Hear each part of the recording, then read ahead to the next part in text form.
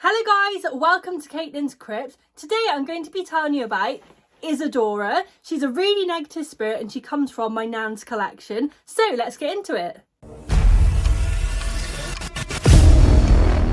So Isadora is from my nan's spirit doll collection. She's one of the most negative spirit dolls my nan has ever had. However, she is now wanting to rehome her. She is slowing down a little bit. She wants to minimise her collection and obviously not have as many negative spirits around her.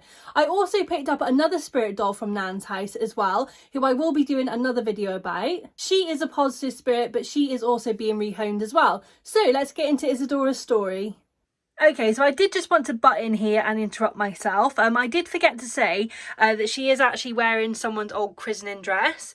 We don't know whose, but it did come to my nan with the doll. So it was already on her when my nan got her. It is very stained. It has been hand washed a few times, but they just won't come out. We're not sure what they are. That one looks a bit like coffee.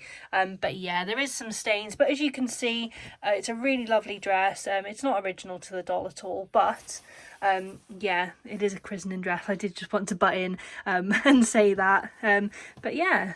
So Isadora's vessel was found in an abandoned house. It was then sold at auction to a lady and gentleman that actually knew my nan quite well. The lady told my nan that she brought it because it reminded her of her childhood, but her husband always said it was really creepy and he wasn't fond of it at all. I can definitely see where he's coming from with that one. I am really sorry, Isadora, but your vessel is very creepy. I'll just give you a bit of a closer look. I'll pop in some clips now, actually.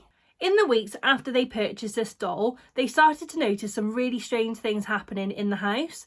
They told my nan that at first they kept losing things and feeling more clumsy than usual.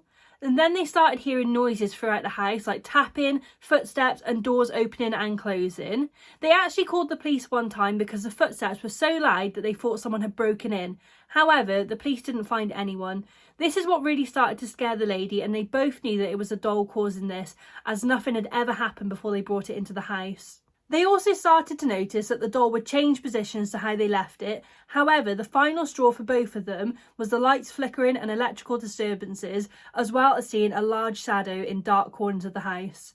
Since they both knew my nan really well and knew her experience with the paranormal, especially haunted dolls, they contacted her and asked her to take this doll off their hands. They really didn't want it anymore. And of course she said yes. However, she had a really bad feeling about this spirit doll and kept it separate from herself and the other spirits in the house. She took it to a local priest and had it blessed. She also worked with a medium and found out there was no demon or anything like that attached to it. So after my nan had taken this doll to a local priest and had it blessed and checked by another medium, she decided to bring it back into the house because she knew that it was safe to have around her other spirit dolls. She decided to see if she would experience the same things as the previous keepers, and she did. She has managed to find out a lot of information about this spirit doll in the years that she has been investigating her. She has obviously found out her name, Isadora, and she is 83 years old, and she was born on the 8th of June 1884. My nan's told me that Isadora grew up without many opportunities. I think this was due to the fact that she was born in the 1800s. She also didn't really have much to look forward to in life, and she came from a really poor family, which did lead her to grow up with some resentment. Isadora did end up marrying for money. However, she didn't come into a lot of money. They weren't a really rich family that she married into. It was just enough to mean that she was comfortable and they were no longer struggling. This really didn't make Isadora any more happier than what she was. She was now married to a man that she didn't love, and they weren't struggling anymore, but they definitely weren't rich and they weren't very happy. Isadora did have 2 children, but she was really cold towards them. This is one of her biggest regrets, and she has told my nan this multiple times. As she was so bitter by this point, she couldn't even be happy for her children. She was a housewife and her days consisted of cooking and cleaning, which she absolutely hated. Isadora lived through 2 world wars, which made her even more bitter and resentful, and she told my nan that she felt like there was nothing more to live for than suffering. By the time Isadora's children had grown up, they wanted nothing more to do with her. I think this is because she was so cold towards them and she didn't really give them a loving relationship with their mother. Her husband had already passed away by the point where her children moved out, so she did actually become a bit of a recluse. She never really left her cottage, only sort of to go shopping and stuff like that, but no one in the village really liked her because she never showed any warmth or any happiness towards them. She never really showed any kindness towards anyone. Isadora was a very lonely woman, but she did bring it all on herself by the signs of it. She just couldn't allow herself to be happy with what she had. So Isadora is really bitter still to this day. However, my nan has helped her come along a lot. She didn't used to like people being happy. She never used to like people doing well for themselves. However, now she is way more relaxed. She's not as negative. She doesn't try and ruin things for people. I think when my nan first got her, she was being really negative and she was trying to bring a lot of people down that come into contact with her. However, she is still a negative spirit. She's not positive in any means of the word. So Isadora is still a negative spirit. She doesn't really try and bring people down anymore. However, she can still make me feel sick sometimes. She can give me a slight headache, which is fair enough. I think sometimes she just doesn't want to be communicated with. She does like to show herself as well. She likes to show herself in shadow form. She likes to make noises throughout the house. She likes to still mess with the electrics.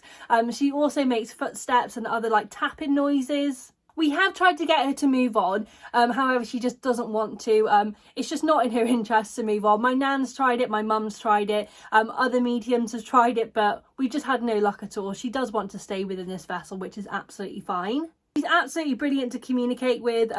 Any method that we use, like the pendulum, dowsing rod, spirit box, cat ball she loves setting off, the EMF reader, anything like that really. She absolutely loves setting them off and communicating through. I have found though that she's a little bit temperamental. It is on her terms when you do communicate. She's a bit like a cat, you know, stroking them on their terms.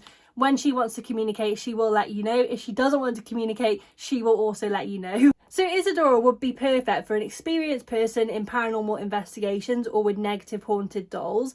She is really challenging and she, you know, makes it different every day. You know, she doesn't want to communicate all the time, but when she does, she is so interesting and you learn a lot about her. So I will be doing a communication session with Isadora in a different video. I feel like now I've explained her story, we can sort of get on with communicating with her and I can show you everything that she does. But that is it, guys. Like I say, I will be doing some communication videos with Isadora in the near future. If you did like the video, don't forget to leave a like and subscribe if you want to see more content like this. As usual, put any thoughts, feelings or comments down below. Any questions that you might have, I'm happy to answer them. But thank you again for watching and I'll see you in the next video.